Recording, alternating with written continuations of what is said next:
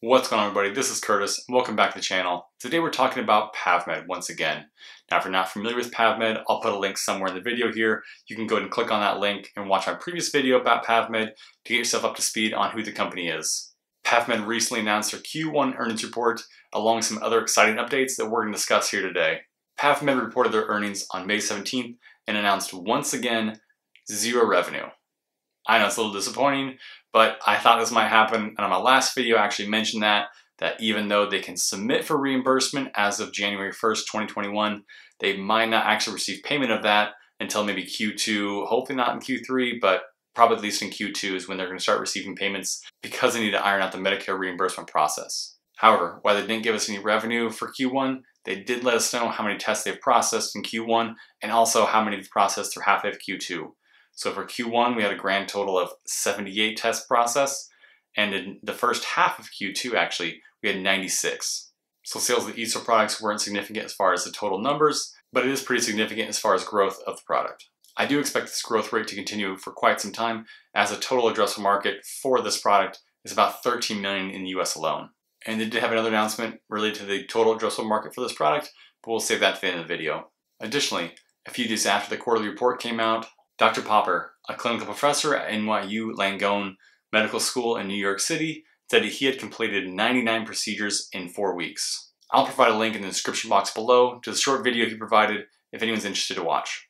One of my key takeaways from this interview was that this device is used as a first pass and not a replacement for biopsy, but as a way to triage and determine who actually needs the biopsy. This is very important because there are limited resources. There are only so many doctors, they can only perform so many biopsies. If they can perform the more extensive procedure on the patients that truly need it, and not just those more likely because of the high risk factors they have, that should ultimately help save lives. And because this is a financial YouTube channel, this is also pretty lucrative for the doctors and for PAVmed.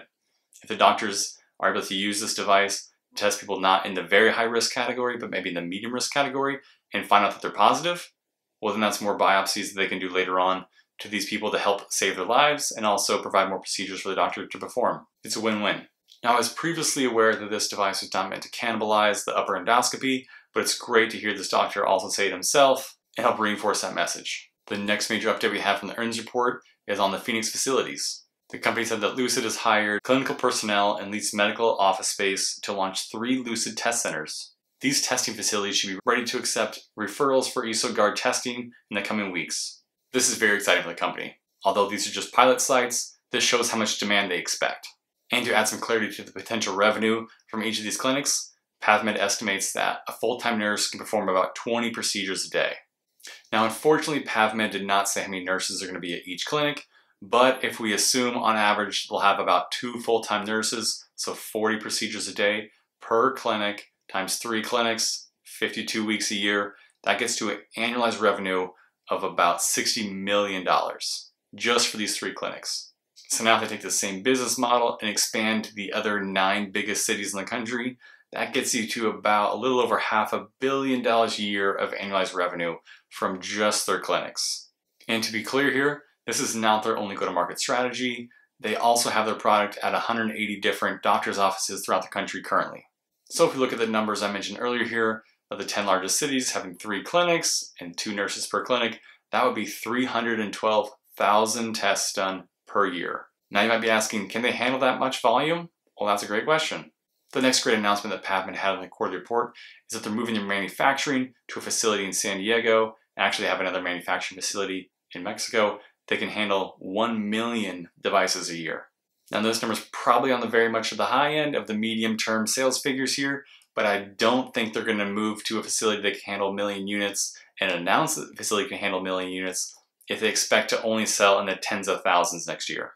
All right, now the last and certainly not least important announcement came shortly after the earnings report. PAVmed released a statement saying that the EsoGuard, EsoCheck, and CarpX, their carpal tunnel device, received CE mark approval by the EU. This means that PAVmed is able to market and sell its devices in the European Union. For a comparison here of the potential market size, the US has a population of approximately 330 million, where the European Union has a population of about 450 million. So it's a pretty safe assumption to say that the total addressable market for these products just doubled. No word from them yet on how or when they plan to expand into the EU, but this is a very exciting step for the company. we will hopefully get some more developments in the weeks and months ahead. Well, that's all I have for you guys this week. Just a quick update video on PAVmed here and the exciting news they've had over the last couple weeks. I hope you all enjoyed this video. If you did, please leave a like.